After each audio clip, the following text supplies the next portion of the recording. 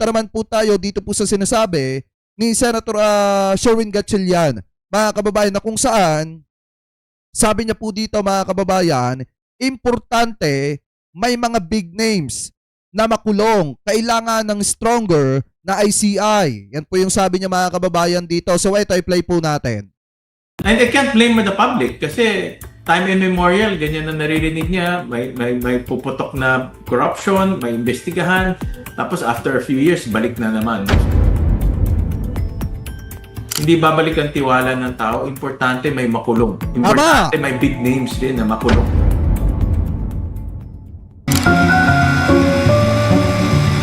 This is truth on the line.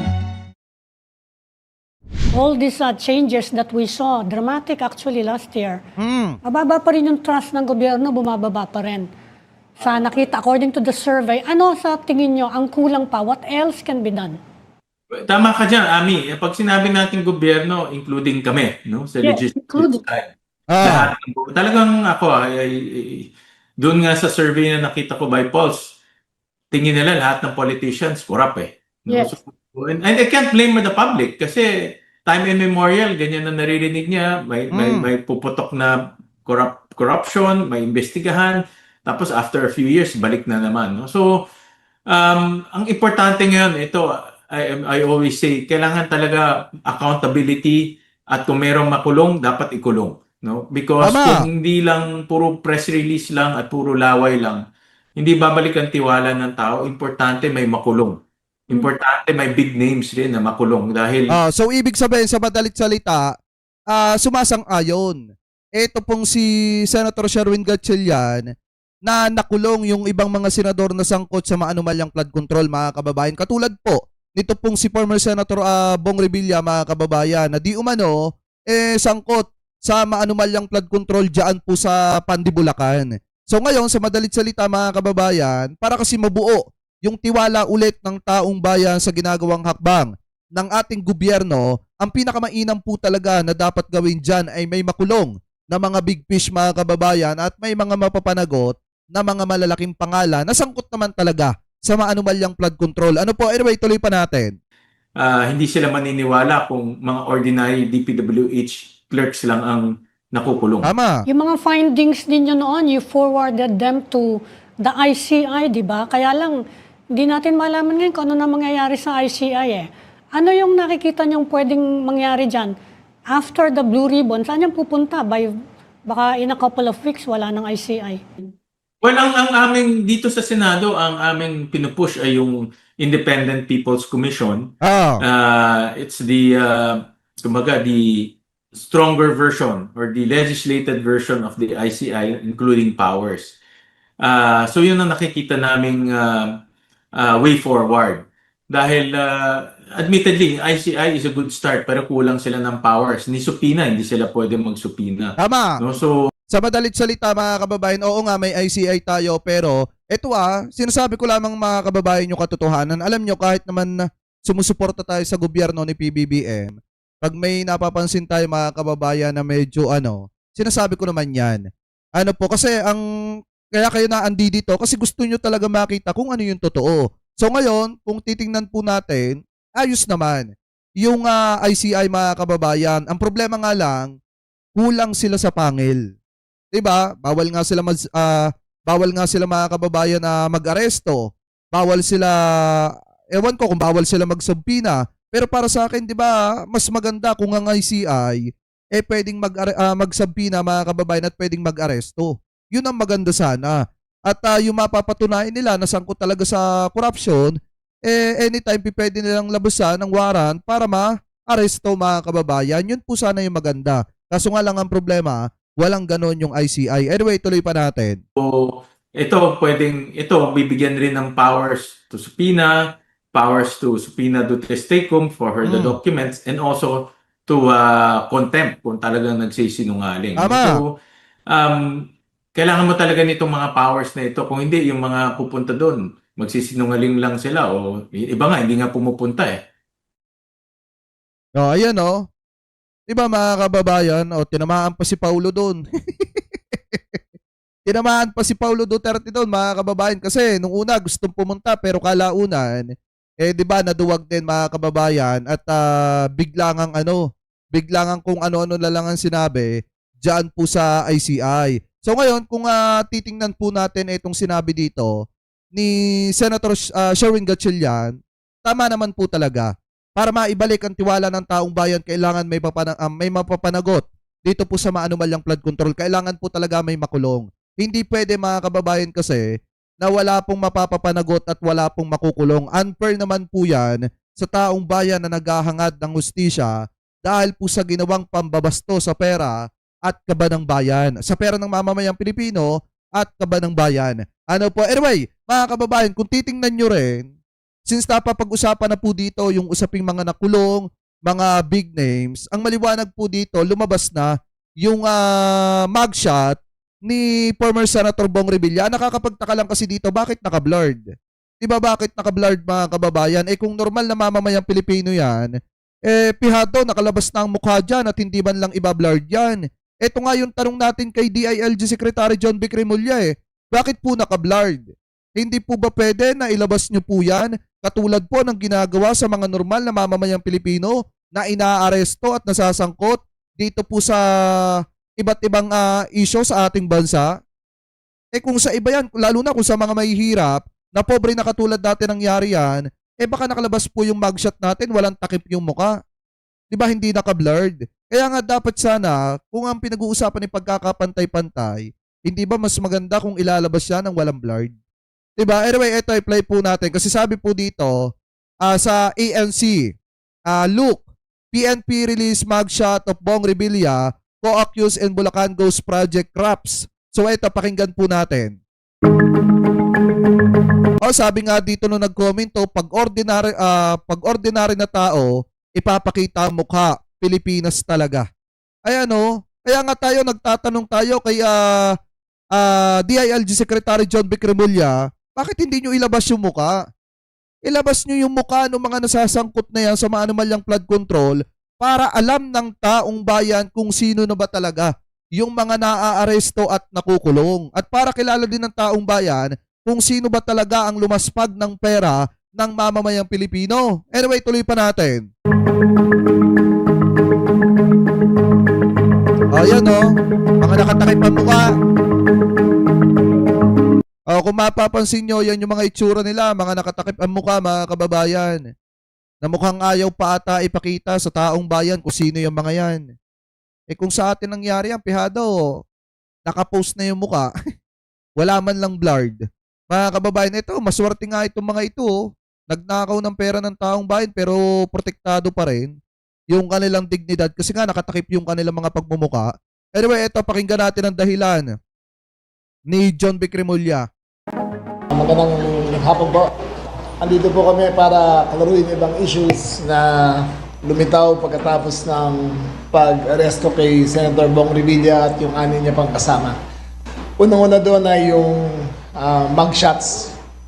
Kakwento ko lang yung background. Yes, ma'am. Dumating po siya sa krame ng lumagpas alas 10 bago natapos yung processing alauna. Bago namin siya dinala sa krame alas 10 ulit ng umaga. So, hindi na kami ng oras para ma-process lahat yan. Ang dami sa inyo nagre-request at sabi ko, sige, ilabas ko na kasi wala naman talaga akong balak na itago yan. Ang problema nga, bakit po naka-blurred? Hindi ba pwedeng ilabas yan ng walang blurred para makita naman ng taong bayan? Ang bilis lang talaga ng pangyayari. Kasi nga, dindihin nyo, hating gabi nangyari lahat yan So, para i-present sa yung 6 na arrested officials over the floodgate, nandito po sila.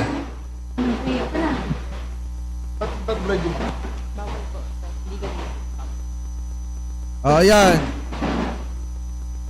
Ay, mga naka-blurred ang mukha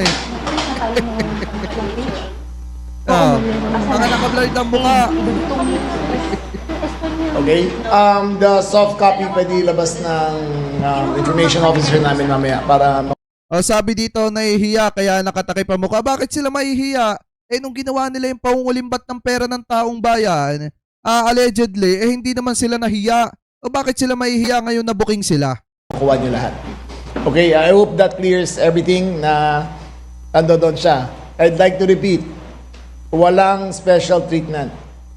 May nagtatanong ngayon kung bakit he's in a, yung anim sila, tag-iisang cell sila ngayon. Dahil mandatory sa BJNP, kung bagong inmate ka, may 7-day quarantine para tignan kung may infectious disease na sa katawan mo. So after the 7 days, they will be incorporated into the... Ang masakit kasi dyan mga kababayan kapag ka may pangalan ka, kapag ka politiko ka o kapag ka nagkaroon ka ng mataas na posisyon sa gobyerno, kapag ka naaresto ka, ganito yung treatment nila. Akala ko po ba wala pong special treatment? Bakit po naka-blurred ang mukha ng mga yan? Di ba dapat mas maganda kung ilalabas nyo po ng kita yung mukha nila? Kasi kung sa normal na, alam nyo, ito yung boses ng mamamayang Pilipino mismo. Dahil kung babasahin naman talaga natin yung comment dito, ayan sinasabi dito mga kababayan tingnan nyo pagka ordinaryong tao, ipapakita ang muka. Ayan yung sabi dito, ayan pag ordinaryong tao, ipapakita ang muka, Pilipinas talaga. Diba mga kababayan? O sabi nga dito nung isa pa, bakit naka-blurred, nahihiya? Alam naman ng lahat na magdanakaw sila. Di nga nahiya ng pagnakawan ng kaban ng bayan.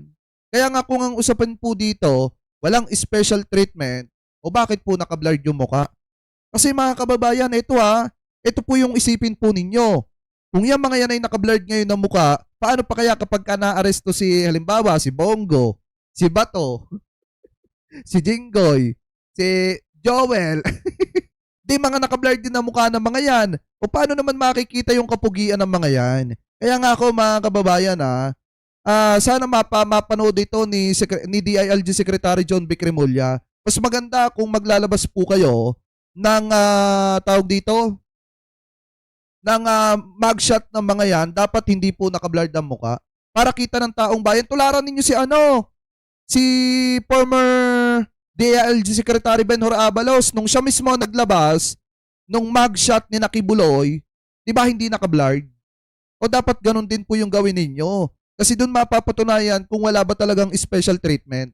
Kasi mahirap naman na na naka-blurred yan. Kasi kung titingnan nyo kung isi-search po natin, eto Kibuloy mugshot. Kasi baka sabihin ng mga DD-shit, may pinipili. Diba? Eto Kibuloy mugshot. Asan yon? Kaya verify ko lang.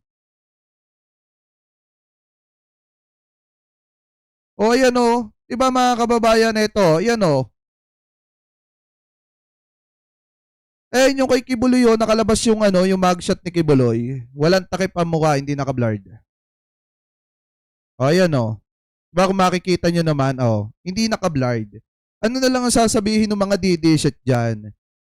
Nakapagkaya mga yan, nakatakip ang mukha, pero pagka kay Kibulok, mga kababayan, hindi nakatakip. Kung ayaw nyo mabutasan kayo, ilabas nyo na katulad nito, yung hindi naka-blurred, para naman makita ng taong bayan. Anyway mga kababayan, balik tayo dito. General population. I'd like to repeat, Senator Bong Revilla is wearing regular BJNP clothes. Suot niya ang yellow t-shirt at saka yung kung mainit shorts, kung medyo malamig ay naka long pants siya na yellow na may stripes. So kung iniisip nyo na La Catedral ang bahay nila, kung ang titira niya ngayon, hindi po. He is a regular inmate in Payatas City Jail. Just to be clear. Okay? He enjoys all the privileges accorded to every inmate. Pwede magdala ng pagkain Tuesday, Wednesday, Thursday, Saturday, Sunday. Ang Monday, Friday. Wait lang, tanong ko lang doon sa mga sa mga representative ng mga DD-shit na nag-file ng impeachment laban kay PBBM. O paano nyo ipapa-impeach si PBBM? Ay may mga nakulong nga mga kababayan na big fish. Alangan naman sabihin nyo, gawa-gawa lang yung investigasyon sa maanumalyang flood control, may nakulong na nga na big fish. So ano ang grounds para ipa-impeach ninyo ang presidenteng nagtatrabaho? Ako nagtatanong lang kasi mahirap ipilit yung pilit. Alam nyo yon? Mahirap ipilit yung pilit. May masabi ka lang, may masira ka lang. Mahirap yan. Anyway, tuloy pa natin. Friday is quarantine day, nililinis ang BGNP at bawal magdala ng pagkain doon. Bawal po magluto sa BGNP. Pwede lang po magdala ay naluto ng pagkain. Bawal rin po ang gadget, wala siyang gadget na hawak doon.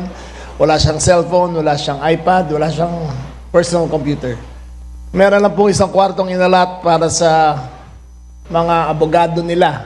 All 6 merong lawyer's room doon na pwede sila mag-meeting. That is the only time na makagamit siya ng gadget para sa mga abogado.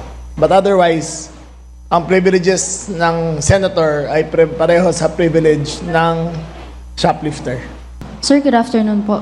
Sir, puntahan ko lang po yun dun sa vlogger na naaresto po natin. Kasi may naging banta po si Vitali nung naka-deport na po siya sa Russia. Wala na yan mga kababayan. Pero ano muna tayo? Wait lang Ay, hindi. Tuloy pala natin. Kasi ito ata yung nag-expose ng mga larawan galing po sa loob ng bilangguan. Na ipopost niya daw po yung mga video o litrato na nanggaling sa loob ng piitan kung saan po siya na-detain. And ayun, ipapakita niya daw po kung ano yung naranasan niya sa loob ng kulungan. Any statement on this, sir? Well, Eto lang para maliwanag mga kababayan, yung sinasabi na vlogger na yon na na-deport na at naandoon na sa Russia mga kababayan, yun po yung vlogger na nagwalang hiya doon sa BGC, kung matatandaan nyo, na nangaagaw sa mga security guard ng tawag dito, ng gamit at inaano yung sombrero ng security guard, ginugulo yung trabaho mga kababayan at kung ano-ano pang abulastugan ang ginawa noon doon po sa BGC mga kababayan na naging dahilan para maaresto siya at makulong ng medyo mahabang panahon. Ano po, so ngayon, nagbanta yung vlogger na yon, siyempre na-deport na siya, naando na siya, nagbanta siya na ilalabas niya lahat ng naranasan niya sa loob ng bilangguan at ilalabas niya yung mga larawan at mga video na kuha doon po sa loob. So yun po yung tinutukoy dito para lang may konteksto kayo. Anyway, tuloy pa natin. Commissioner Biado, marami nang in the last few months, marami nang nakuhang mga camera sa loob. Daily sweep kasi yan So somehow nakakuha siya. Meron kami nitignan ngayon yung plug niya. Kasi nag-expire yung conviction niya mga 3 weeks ago. So at that time, hindi siya considered inmate kung hindi detainee lang waiting for Deportation. extradition. Yes. So, titignan namin kung ano doon yung panahon na yon na hindi na siya, na-serve yun na yung sentence niya nung kinuha niya. Pero ang paliwanag naman dyan mga kababayan, yung tauhan daw ng BJMP yung kumuha ng mga litrato kasi parte daw po yun ng activity. Kasi kung makikita nyo yung si Vitali na yon, di ba nagbabasa ng Bible at saka yung ibang mga preso. So ngayon, pinuna nung tauhan ng BJMP mga kababayan parang ipresenta na yun po yung mga activities na nagaganap doon po sa loob ng BJMP. Yun yung pagkakaalam ko dyan Plug niya. Sir, how can we assure na sa kasalukuyang kulungan po nila Senator Bong Revilla ay wala din po makakapasok ng mga ganitong klase ng teknolohiya? Kasi kung dun po sa piitan po ni Vitali ay may mga nakapuslit, paano po natin ma-assure yun, sir? Walang perfect dyan Di ba walang perfect dyan, di ba? Kahit nga sa kaya kailangan ng Pilipinas magkaroon ng maximum security prison. Ang maximum security prison natin nakakalusot pa rin pero yung US style walang makakalusot doon. But Tama. that will take if that's a few years down the road. Ang best weapon mo na lang dyan is daily sweeps para makita siya. Para Glenn Sir, Huego. sorry po ma'am. Last on my part na po, sir. May mga restrictions po ba tayo dun sa mga pag-visit po kay Senator Bong Revilla, especially dun sa family niya? May mga pinagbabawal po ba silang bitbitin, dalhin, and so forth po? Bawal magdala ng damit. Bawal magdala ng mga gadgets. Ang pwede lang, may conjugal visit kasi, ang pwede lang bubisita ay ang lawful wife na may marriage contract. So, ayun ang mga restrictions. So far, sir, yung sa naman po, sa mga food, ganyan, wala naman po. Wala. Pwede naman po sila Basta magdala. Monday and Friday, bawal magdala. Thank you, sir. Ayan mga kababayan maliwanag na ipinakita dito yung mugshot ni former Senator Bong Revilla. Pero para sa akin, mas maganda hindi naka-blurred. Kasi ano nga naman ang sasabihin dyan, ng mga kababayang Pilipino po natin. Oo nga, kahit sabihin na kilala na sila, pero mas maganda talaga, hindi naka-blurred. Kasi nga, kung normal na mamamayang Pilipino yung nahuli, baka on the spot, nakalabas na agad, tapos hindi pa naka-blurred. Ano pa mga kababayan? So kayo, ano pa masasabi nyo? Hingil po dyan. Comment below na lamang po kung ano pong comment at opinion po ninyo. Hingil po dito sa paglalabas na ito ng mugshot ni former Senator Bong Revilla at ng kanyang mga co-accused dyan po sa Ghost Project sa Bulacan mga kababayan, sa may Pandi, Bulacan, na naging dahilan para makulong po siya at sumuko o kusa siyang sumuko mga kababayan sa tagapagpatupad ng batas.